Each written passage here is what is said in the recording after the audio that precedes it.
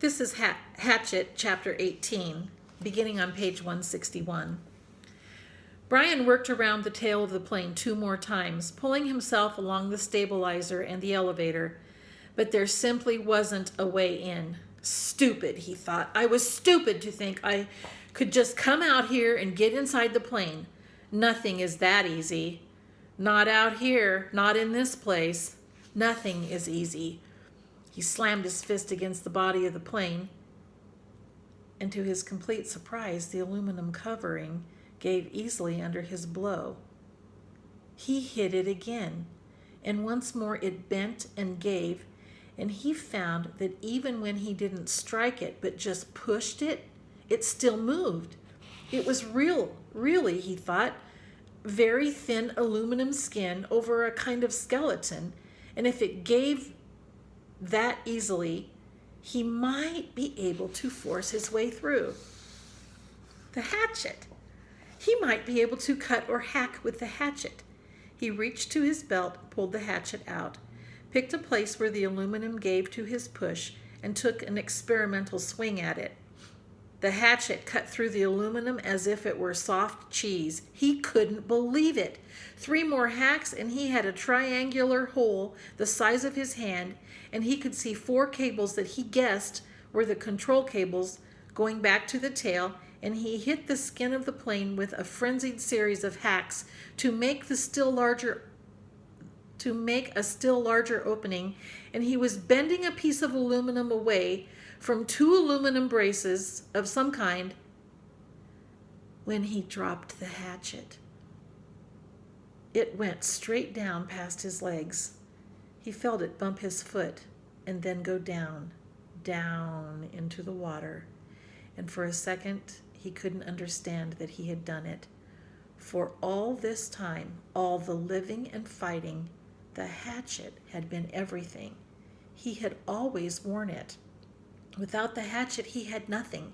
No fire, no tools, no weapons. He was nothing. The hatchet had been him, and he had dropped it. Ah! He yelled, choked on it, a snarl cry of rage at his own carelessness. The hole in the plane was still too small to use for anything, and now he didn't have a tool. That was the kind of thing I would have done before, he said to the lake, to the sky, to the trees. When I came here, I would have done that. Not now, not now. Yet he had, and he hung on the raft for a moment and felt sorry for himself, for his own stupidity. But as before, the self-pity didn't help, and he knew that he had only one course of action. He had to get the hatchet back. He had to dive and get it back. But how deep was it? In the deep end of the gym pool at school, he had no trouble getting to the bottom, and that was, he was pretty sure, about 11 feet. Here it was impossible to know the exact depth. The front of the plane, anchored by the weight of the engine, was obviously on the bottom, but it came back up at an angle, so the water wasn't as deep as the plane was long. He pulled himself out of the water so his chest could expand, took 2 deep breaths, and swiveled and dove, pulling his arms and kicking off the raft bottom with his feet. His first thrust took him down a good 8 feet, but the visibility was only 5 feet beyond that, and he could not see the bottom yet. He clawed down 6 or 7 feet, the pressure pushing in his ears until he held his nose and popped them, and just as he ran out of breath and headed back up, he thought he saw the bottom, still 4 feet below his dive. He exploded out of the surface, bumping his head on the side of the elevator when he came up, and took air like a whale, pushing the stale air out until he wheezed, taking new in. He would have to get deeper yet and still have time to search while he was down there. Stupid, he thought once more, cursing himself. Just dumb. He pulled the air again and again, pushing his chest out until he could not possibly get any more capacity, then took 1 more deep lungful, wheeled, and dove again. This time he made an arrow out of his arms, used his legs to push off the bottom of the raft, all he had in his legs, to spring snap and propel him down. As soon as he felt himself slowing a bit, he started raking back with his arms at his sides like paddles and thrusting with his legs like a frog. And this time he was so successful that he ran his face into bottom mud. He shook his head to clear his eyes and looked around. The plane disappeared out and down in front of him. He thought he could see the windows, and that made him think again of the pilot sitting inside, and he forced his thoughts from it, but he could see no Hatchet. Bad air triggers were starting to go off in his brain, and he knew he was limited to seconds now, but he held for a moment and tried moving out a bit, and just as he ran out of air, knew that he was going to have to blow soon, he saw the handle sticking out of the mud. He made one grab, missed, reached again, and felt his fingers close on the rubber. He clutched it, and in one motion slammed his feet down into the mud and powered himself up. But now his lungs were ready to explode, and he had flashes of color in his brain, explosions of color, and he would have to take a pull of water, take it in his lungs, and just as he opened his mouth to take it in, to pull in all the water in the lake, his head blew out of the surface and into the light. "Tah!" It was as if a balloon had exploded. Old air blew out of his nose and mouth, and he pulled new in again and again. He reached for the side of the raft and hung there, just breathing, until he could think once more. The hatchet clutched and shining in his right hand. All right, the plane. Still the plane. He went back to the hole in the fuselage and began to chop and cut again, peeling the aluminum skin off in pieces. It was slow going because he was careful, very careful with the hatchet, but he hacked and pulled until he opened a hole large enough to pull his head and shoulders in and look down into the water. It was very dark inside the fuselage, and he could see nothing. Certainly no sign of the survival pack. There were some small pieces and bits of paper floating on the surface inside the plane, dirt from the floor of the plane that had floated up, but nothing substantial. Well, he thought, did you expect it to be easy? So easy that way? Just open her up and get the pack, right? He would have to open it more, much more, so he could poke down inside and see what he could find. The survival pack had been a zippered nylon bag, or perhaps canvas of some kind, and he thought it had been red, or was it gray? Well, that didn't matter.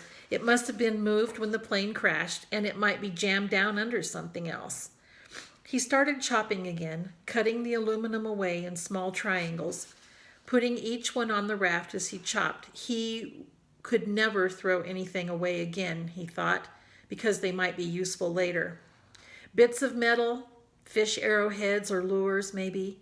And when he finally finished again, he had cleaned away the whole side of the top of the fuselage that stuck out of the water, had cut down into the water as far as he could reach, and had a hole almost as big as he was, except that it was crossed and crisscrossed with aluminum, or it might be steel, he couldn't tell, braces and formers and cables. It was an awful tangled mess, but after chopping some of the braces away, there was room for him to wiggle through and get inside. He held back for a moment, uncomfortable with the thought of getting inside the plane. What if the tail settled back to the bottom and he got caught and couldn't get out? It was a terrible thought, but then he reconsidered. The thing had been up now for 2 days plus a bit, and he had been hammering and climbing on it, and it hadn't gone back down. It seemed pretty solid. He eeled in through the cables and formers, wiggling and pulling until he was inside the tail, with his head clear of the surface of the water and his legs down on the angled floor. When he was ready, he took a deep breath and pushed down along the floor with his legs, feeling for some kind of fabric or anything with his bare feet. He touched nothing but the floor plates. Up, a new breath, Then he reached down to formers underwater and pulled himself beneath the water, his legs pushing down and down almost to the backs of the front seats. And finally, on the left side of the plane, he thought he felt his foot hit cloth or canvas. Up for more air, deep breathing, then one more grab at the formers, and pushing as hard as he could, he jammed his feet down and he hit it again. Definitely canvas or heavy nylon, and this time when he pushed his foot, he thought he felt something inside it, something hard. It had to be the bag. Driven forward by the crash, it was jammed into the backs of the seats and caught on something. He tried to reach for it and pull, but didn't have the air left and went up for more. Lungs filled in great gulps, he shot down again, pulling on the formers until he was almost there. Then wheeling down head first, he grabbed at the cloth. It was the survival bag. He pulled and tore at it to loosen it, and just as it broke free and his heart leaped to feel it rise, he looked up above the bag. In the light coming through the side window, the pale green light from the water, he saw the pilot's head. Only it wasn't the pilot's head any longer. The fish, he had never really thought of it, but the fish had been eating all this time. The fish he had been eating all this time had to eat too. They had been at the pilot all this time, almost 2 months, nibbling and chewing, and all that remained was not quite clean skull, but when he looked up, it wobbled loosely. Too much! Too much! His mind screamed in horror, and he slammed back and was sick in the water. Sick so that he choked on it and tried to breathe water, and could have ended there. Ended with the pilot where it almost ended when they first arrived, except that his legs jerked. It was instinctive, far more than anything else, fear of what he had seen. But they jerked and pushed, and he was headed up when they jerked, and he shot to the surface, still inside the bird cage of formers and cables. His head slammed into a bracket as he cleared, and he reached up to grab it and was free, in the air, hanging up in the tail. He hung that way for several minutes, choking and heaving and gasping for air, fighting to clear the picture of the pilot from his mind. It went slowly. He knew it would never completely leave, but he looked to the shore, and there were trees and birds. The sun was getting low and golden over his shelter. When he stopped coughing, he could hear the gentle sounds of evening, the peace sounds, the bird sounds, and the breeze in the trees. The peace finally came to him, and he settled his breathing. He was a long way from being finished. He had a lot of work to do. The bag was floating next to him, but he had to get it out of the plane and onto the raft, then back to shore. He wiggled out with the formers. It seemed harder than when he came in, and pulled the raft around. The bag fought him. It was almost as if it didn't want to leave the plane. He pulled and jerked, and still it wouldn't fit. And at last he had to change the shape of it, rearrange what was inside by pushing and pulling at the sides until he had narrowed it and made it longer. Even when it finally came, it was difficult, and he had to pull first at one side, then another, an inch at a time, squeezing it through. All of this took some time, and when he finally got the bag out and tied on the top of the raft, it was nearly dark. He was bone tired from working in the water all day, chilled deep, and he still had to push the raft to shore. Many times he thought he would not make it. With the added weight of the bag, it seemed to get heavier by the foot. Coupled with the fact that he was getting weaker all the time, the raft seemed barely to move. He kicked and pulled and pushed, taking the shortest way straight back to shore, hanging to rest many times, then surging again and again.